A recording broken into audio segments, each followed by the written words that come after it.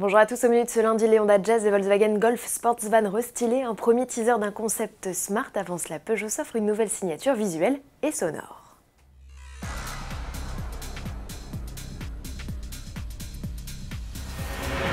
Les pubs Peugeot ne seront désormais plus identifiables à ces petites notes. Dès ce 29 août, le constructeur inaugure une nouvelle identité sonore et visuelle. Désormais, à la fin de ses clips promotionnels, comme ici celui de la 308 restylée, un lion plus élégant et statutaire sur fond noir fera son apparition.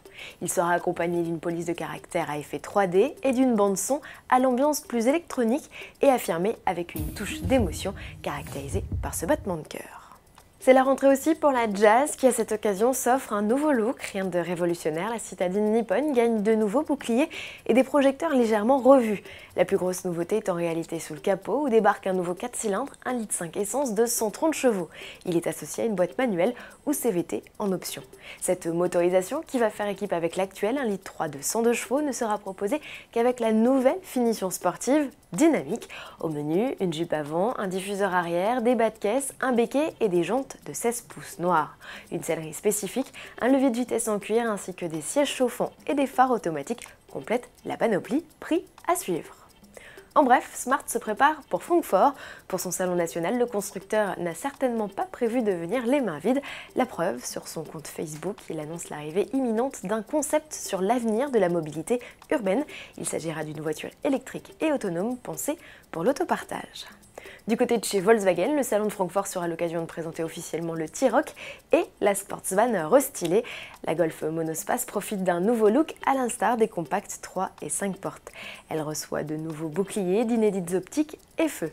Le constructeur étoffe également le catalogue de jantes et de couleurs de carrosserie.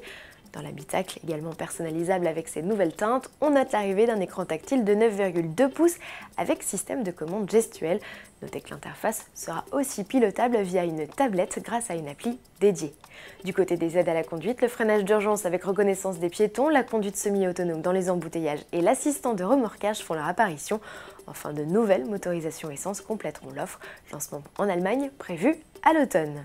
Et toujours à propos de Volkswagen, la firme vient de fêter la sortie d'usine de son 150 millionième véhicule.